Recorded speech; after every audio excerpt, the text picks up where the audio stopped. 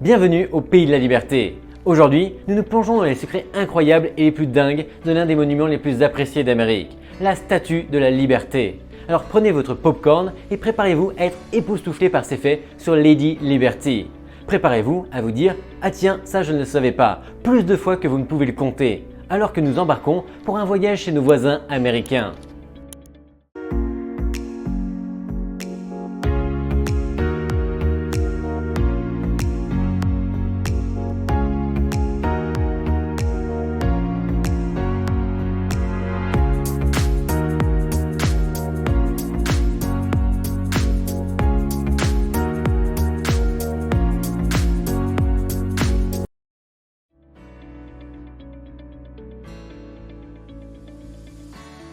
La légende raconte que le sculpteur français Frédéric Auguste Bartholdi, qui a conçu la Statue de la Liberté, avait du mal à réunir les fonds nécessaires à la réalisation du projet.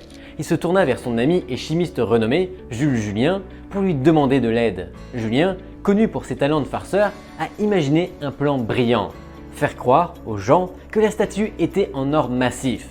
Et quoi de mieux que d'utiliser de la pyrite, un minéral que l'on peut facilement confondre avec de l'or. Julien réussit à faire croire à de nombreuses personnes que la statue était en or pur. Il est même allé jusqu'à organiser une vente de petites maquettes en pyrite de la statue, en prétendant qu'il s'agissait de morceaux de la vraie statue.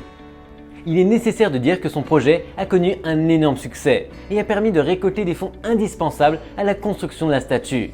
Mais la plaisanterie ne s'est pas arrêtée là. Lors de l'assemblage de la statue, les ouvriers ont commencé à remarquer que certaines pièces se transformaient en poussière dans leurs mains. Ils se rendent vite compte que Julien a en fait utilisé un type de pyrite encore moins cher et plus fragile, appelé marcassite, afin d'économiser encore plus d'argent. C'est l'ultime vengeance d'un farceur. Malgré ce petit contretemps, la Statue de la Liberté a finalement été dévoilée dans toute sa splendeur en 1886. Même si elle n'est pas en or massif, sa véritable valeur réside dans son symbolisme et sa signification pour les États-Unis. La prochaine fois que vous verrez la Statue de la Liberté, rappelez-vous le rôle qu'a joué la pyrite dans sa création.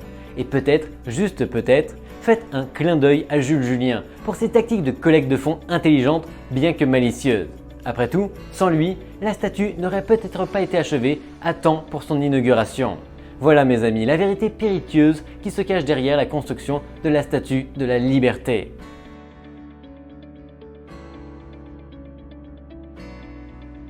Attendez, c'est pas fini. Vous vous demandez peut-être pourquoi la Statue de la Liberté tient un livre dans la main. Était-elle vraiment passionnée de lecture? Eh bien, il s'avère que ce livre représente l'importance de l'éducation et de la connaissance. Parce qu'il n'y a rien de plus qu'américain que d'être éduqué, n'est-ce pas? Mais ce n'est pas tout. La Statue de la Liberté a un secret. Dans sa couronne, il y a en fait 25 fenêtres. Et savez-vous à quoi servent ces fenêtres? Elles représentent les pierres précieuses que l'on trouve sur la Terre et chacune d'entre elles reflète un pays différent. Il s'agit de là d'une façon d'être inclusif et d'exhiber de belles choses. En outre, sa couronne comporte 7 pointes, chacune symbolisant l'une des 7 mers ou l'un des 7 continents, divisant ainsi les deux Amériques. N'oublions pas le nez de la statue, ou plutôt son absence de nez.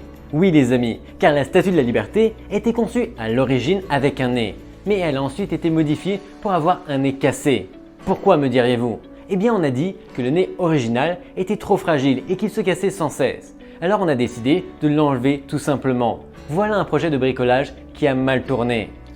N'oublions pas la partie la plus importante de la statue, sa célèbre torche. Cette torche n'a pas seulement servi de symbole de liberté, elle a également été utilisée comme un phare de fortune pour les navires qui passaient par là. Pouvons-nous prendre un moment pour apprécier le fait que les créateurs de la statue voulaient, à l'origine, que la torche soit actionnée par une machine à vapeur?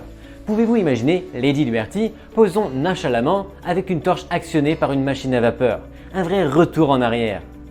Et voilà mesdames et messieurs, l'histoire de la Statue de la Liberté. Peine d'amitié franco-américaine, d'idéaux éducatifs, de pierres précieuses et de rêves à vapeur. La prochaine fois que vous visiterez ce monument emblématique, vous apprécierez d'un œil nouveau toutes ces bizarreries et tous ces symboles. Maintenant, allez-y et diffusez vos nouvelles connaissances.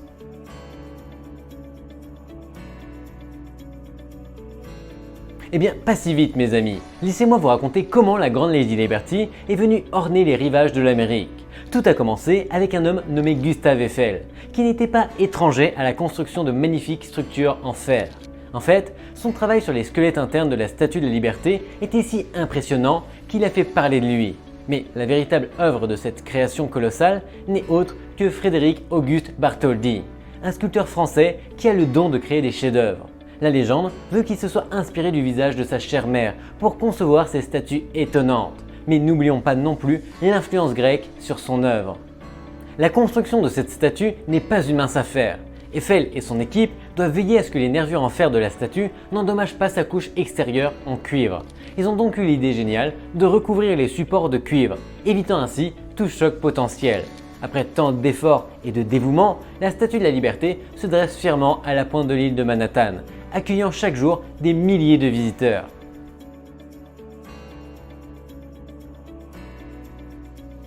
En fait, la Statue de la Liberté était comme un gigantesque puzzle dont l'assemblage a pris une éternité. Tout d'abord, il a fallu rassembler 300 pièces de cuivre pour donner à l'extérieur un aspect sophistiqué. Ensuite, ils ont dû trouver un moyen de faire tenir 225 tonnes de la statue sur une armature en fer sans qu'elle ne s'effondre. Et tenez-vous bien, elle n'a même pas été construite aux États-Unis. Non, la Statue de la Liberté est une création française, fabriquée à Paris, expédiée comme un meuble de luxe. Mais c'est là que les choses deviennent encore plus intéressantes. Les États-Unis étaient censés construire la base de cette statue massive, mais ils ont manqué de temps et d'argent. Alors au lieu de se ressaisir, ils ont fait appel à des investisseurs privés pour payer la facture. C'est ce qu'on appelle de l'externalisation. Et pour couronner le tout, toute cette manigance pour ne même pas arriver à temps pour l'anniversaire de l'Amérique. Vous imaginez la déception. Les gars, je sais que c'est notre grand jour et tout, mais le gros cadeau de la France est un peu en retard, désolé. J'imagine Lady Liberty en train de rouler les yeux avec insolence. Mais tout est bien qui finit bien, n'est-ce pas? Malgré son retard, la Statue de la Liberté est devenue l'un des symboles les plus emblématiques des États-Unis. Et soyons réalistes, il s'agit d'une prouesse technique assez impressionnante. Du cuivre, du fer et un bon vieux financement privé, le tout réuni pour faire une femme de tête. Voilà de quoi être fier.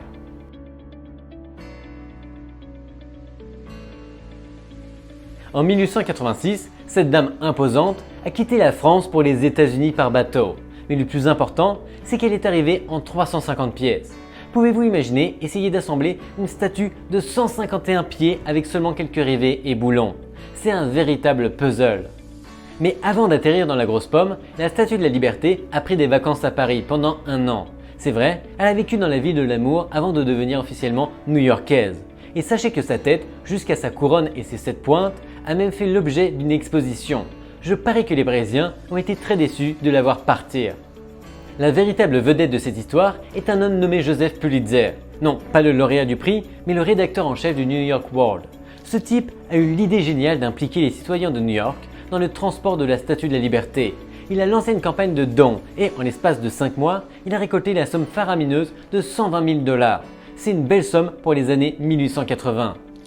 Mais voilà, la Statue de la Liberté n'a plus la même couleur qu'à son arrivée. Non, au fil du temps, son cuivre s'est oxydé et a pris la patine verte emblématique que nous connaissons et aimons aujourd'hui. C'est comme si elle s'était refait une beauté sans même essayer. Et dans les années 80, elle a bénéficié d'une nouvelle mise à jour. Des gens chics ont décidé de remplacer sa torche, celle qu'elle tient en l'air, par une nouvelle torche brillante, recouverte de feuilles d'or de 24 carats. C'est un peu comme si on s'était mis au goût du jour. Voilà donc l'histoire amusante et hilarante de l'arrivée de la Statue de la Liberté aux États-Unis. Cela prouve que parfois, même les choses les plus grandes et les plus célèbres n'ont pas le voyage le plus facile. Mais bon, cela donne une belle histoire. Santé à la Statue de la Liberté, terre de liberté et patrie de la Dame verte oxydée. Merci d'avoir regardé et à la semaine prochaine pour une autre vidéo. Bye bye.